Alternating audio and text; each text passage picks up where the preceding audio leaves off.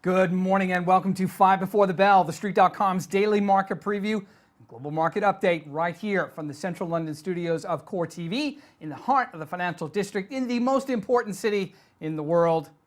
Well, maybe second most, but nonetheless. I'm Martin Baccardax, London Bureau Chief here at TheStreet.com, and I'm going to take you through those 5 things you need to know before the bell. It's decision day here in Europe. European Central Bank giving us an interest rate decision in about 45 minutes time, but let's start with markets because we are seeing green across the board, and it's been a nice little recovery rally in global stocks since President Donald Trump reached an agreement with Democratic lawmakers last night to postpone the debt ceiling until December. If it passes the House, we're not going to talk about this for another 3 months. That certainly gave markets a little bit of impetus to go in and buy some cheap stocks.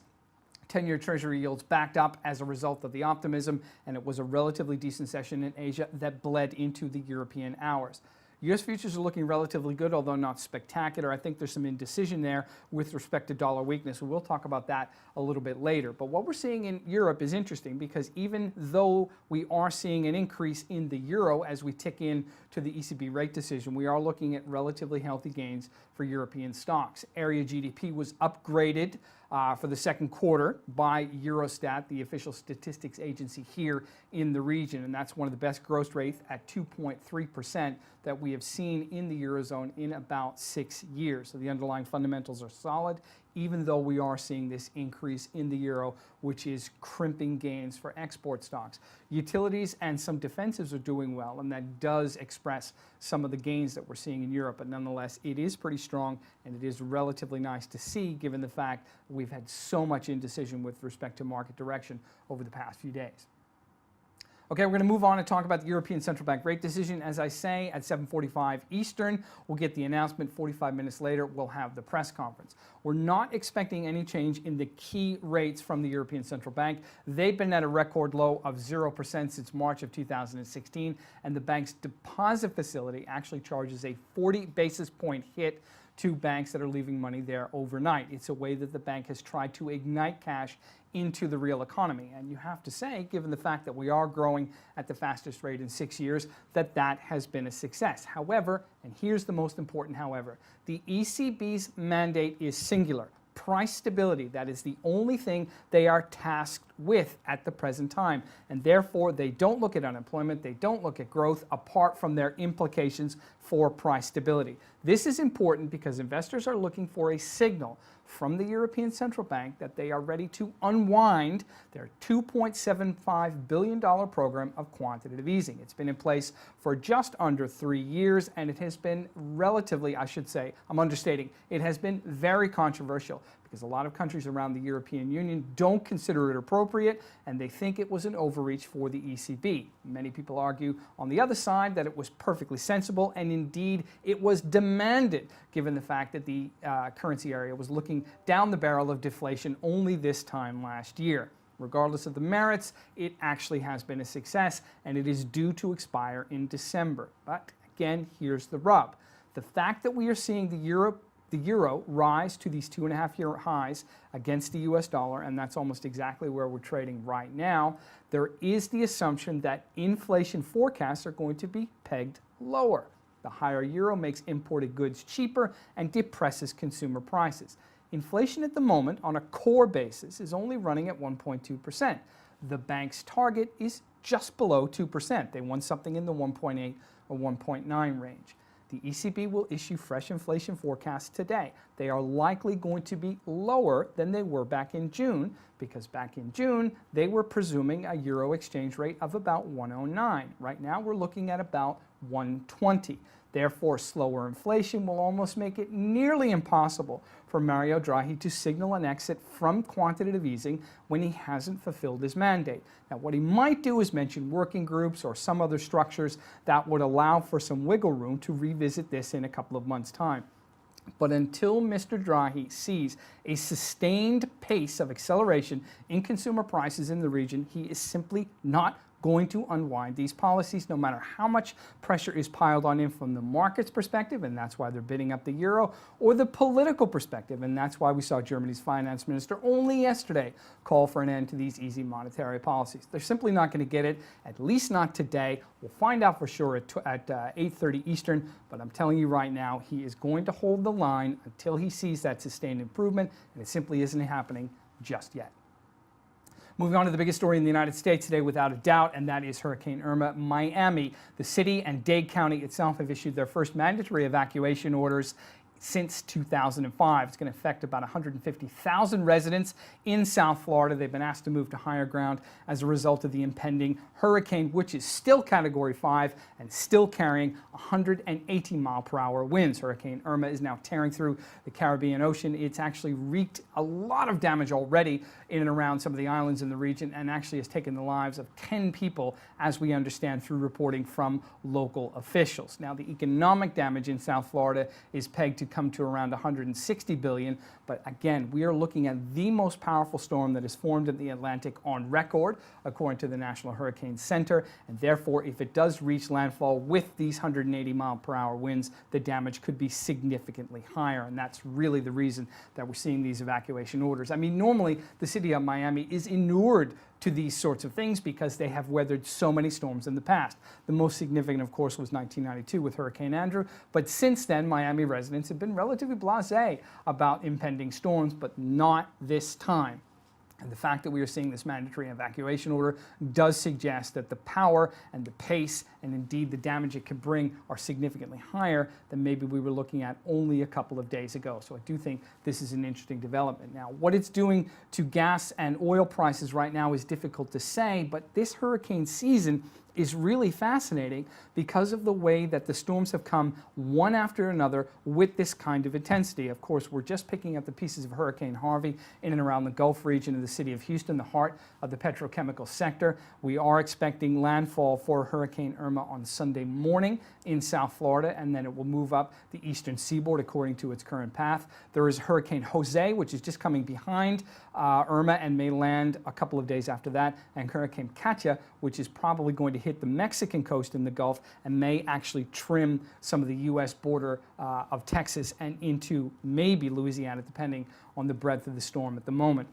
And of course, all of these are going to have significant demand implications for both oil and gas prices, and of course kind of upset that delicate balance in the oil market going forward. Oil has been back and forth around the $49 per barrel mark. It's a little bit changed from last night, but not spectacularly so. I think investors are waiting to see whether the installations around the Gulf region that were hit by Harvey are going to come back online, what it's going to do to gas futures prices, and therefore how that's going to filter through into the pumps. We are seeing significant reportage of shortages of gasoline in and around the Miami-Dade and Broward County areas because people are sort of stocking up in anticipation of the storm, and we're seeing a lot of panic buying as well with respect to water and other dry goods in and around that region. We wish those people all of the safety, of course, and we'll be thinking about them in the coming days, and indeed we'll be thinking about people in and around the Houston area too as they pick up through the wreckage of the receding floodwaters. Now, U.S. lawmakers only last night voted to increase FEMA's, the Federal Emergency Assistance funding, by about $8 billion US, and that's good news as well for those folks because they're going to get the emergency assistance that they so desperately need in the wake of these storms and, of course, in the face of the impending hurricane season.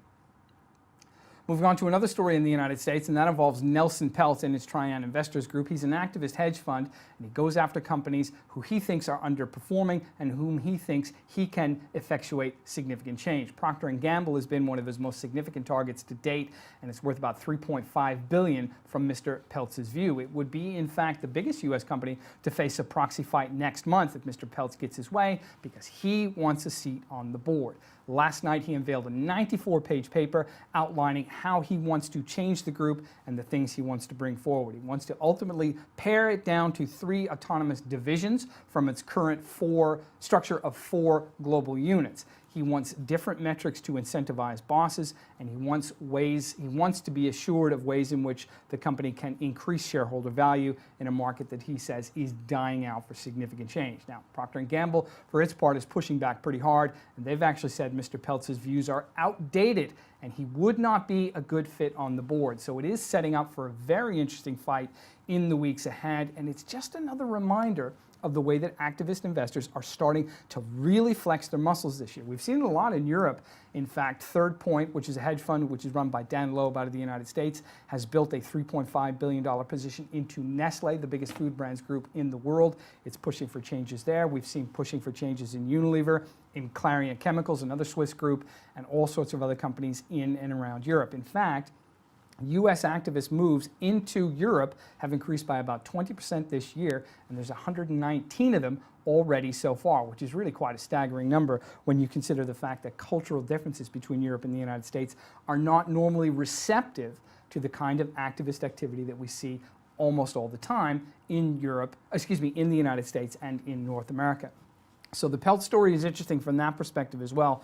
I'm interested as well to see the fact that Procter & Gamble shares haven't really budged off the back of this. So maybe investors are seeing it in the isolation of a spat between a significant shareholder, and Mr. Peltz owns, he is the 5th largest shareholder of Procter & Gamble with his $3.5 billion stake, and a company which is going through some significant changes even without Mr. Peltz's activity. Now, company could also say, and quite reasonably, that they've actually outperformed the S&P benchmark so far this year and are a little bit higher on a year-to-date basis in terms of shareholder returns than Colgate-Palmolive, its chief brand's rival. So it's difficult to say exactly where this story is going to go, but Mr. Peltz does tend to get a lot of media attention. TheStreet.com notwithstanding, so he will get some traction on this push to make the significant changes at P&G. But right now, at the very least, it doesn't seem that markets are playing ball, but that could change in the weeks ahead, particularly as we approach that October 10 proxy fight. Move on to Wall Street now. As I say, futures are flitting in and out to positive territory. We may get a very mild bump at the opening bell, but I'm really not sure where it's going to head after that. Of course, the European Central Bank's rate decision will come prior to that, as will Mr. Draghi's press conference at 8:30 Eastern. And what he says about quantitative easing will have big implications for the euro and then filter through to the dollar. But I do want to talk about the dollar briefly today, because we are looking at the dollar index, which measures the greenback strength against a basket of 6 global currencies, trading at the lowest level since early January 2015. For me, that's incredibly astonishing, because we had an amazing run-up for the dollar just after President Donald Trump was elected in November on the assumption of a stimulus package, on corporate tax cuts, and all sorts of things that Mr. Trump was going to do to ignite business activity in the biggest economy in the world. None of those have happened, and notwithstanding last night's agreement on the debt ceiling, none of them look like they're going to happen anytime soon. In fact, you could argue that Mr. Trump has spent some of his political capital in avoiding a debt ceiling fight in order to bring the Dems online, because he made his House leader, Paul Ryan, look a little bit silly last night. An hour before the agreement was announced, Mr. Ryan had said that actually suspending a debt ceiling deadline at the end of the month would be ridiculous and actually playing politics at a very significant time for the U.S. economy. An hour later, he was proven to be incorrect, and his president had cut a deal with rival Democratic lawmakers. Therefore, it's going to make Mr. Trump's ability to gather political support inside his own party increasingly difficult as he tries to get some tax reform on the table. At the same time, Stanley Fischer has resigned, as we know, from the U.S. Federal Reserve. He was one of the few hawks, or I should say one of the few hawks, one of the more noted hawks on the Fed board. And therefore, his departure leaves a whole lot of seats vacant. And it does begin to raise even further questions about the direction of interest rates going forward. Janet Yellen's term is up next year. Gary Cohn was meant to be her replacement. We have heard reports last night from the Wall Street Journal that that is not going to happen, owing to Mr. Cohn's criticism of Mr. Trump's response to the riots in Charlottesville, Virginia last month. That, again, changes the tone and direction of Fed rate rises into the second half of the year and beyond, and is putting the downward pressure that we're seeing on the dollar. And that is part of the reason it's trading at these January 2015 lows. So that has big implications not only for Fed policy, but also for U.S. stock performance, and, of course, the performance of equities all around the world. The dollar is still the daddy, and we have to pay attention to it pretty much every minute of the day. That's it from us here in the Central London studios of Core TV. I'm Martin Baccardax, London Bureau Chief here at TheStreet.com. Thanks for watching, guys. We'll see you tomorrow.